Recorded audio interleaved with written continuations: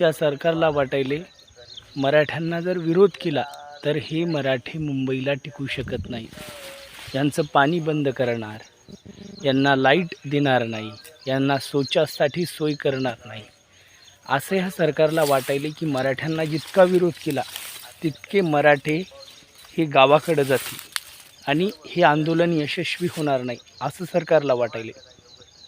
पण सरकारला सांगू इच्छित होतो आम्ही की आम्ही सुद्धा मराठी आहोत. मराठा ही एक शक्ती आहे, अफाट शक्ती आहे, ज्या शक्तीनं प्रत्येक काळात इतिहास घडवला. मराठ्यांवर जितकी परिस्थिती बिकट येईल ना तितकाच हा मराठा त्या परिस्थितीच्या विरुद्ध पेटून उठतो. छत्रपती शिवरायांनी जे हिंदवी स्वराज्य स्थापन केलं ते हिंदवी स्वराज्य प्रत्येक जाती धर्माचं होतं. राजा मराठ्यांचा जरी असला तरी हिंदवी स्वराज्य प्रत्येक रयतेतल्या लोकांचं होतं आणि जाहीरनामा होता प्रत्येकाच्या पोटास लागणे आहे. पण आताचं शासन काय करायले? ज्या मराठ्यांच्या राजानं कोणता जातीभेद केला नाही, ज्या मराठ्यांच्या राजानं कुणावर अन्याय केला नाही, त्याच मराठ्यांना आज इतका मोठा अन्याय सहन करावा लागत आहे मुंबईमध्ये. या सरकारला सांगू इच्छितो की आम्ही अहमदच्या अब्दालीच्या विरुद्ध आम्ही तब्बल 3 दिवस बिना अन्न पाण्याचं लढलो होतो. त्या अहमदच्या अब्दालीला दाखवून दिली होती आम्ही मराठ्यांची शक्ती काय असते ते. या सरकारला आम्ही सांगू इच्छितो की तेच मराठ्यांचं रक्त आहे, तेच ध्यास, ती जिद्द, तोच पराक्रम आजही गाजवण्याची धमक या रक्तामध्ये आहे. विसरून जाऊ नका मराठ्यांना.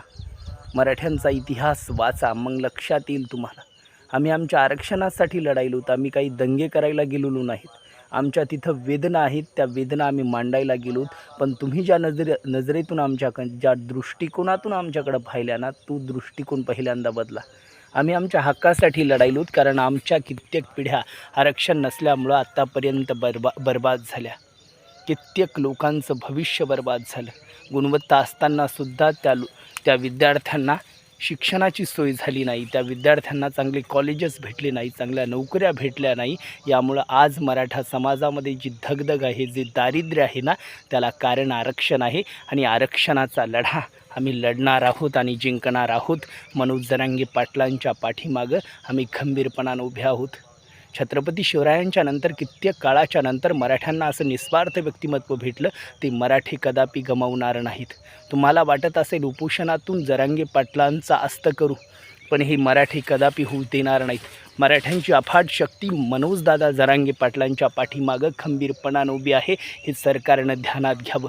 मराठा पेटला ना तर कुणाच्या बापाला आवरणार नाही. मुंबई तुमच्या हातातून जाईल, सरकार सत्ताधाऱ्या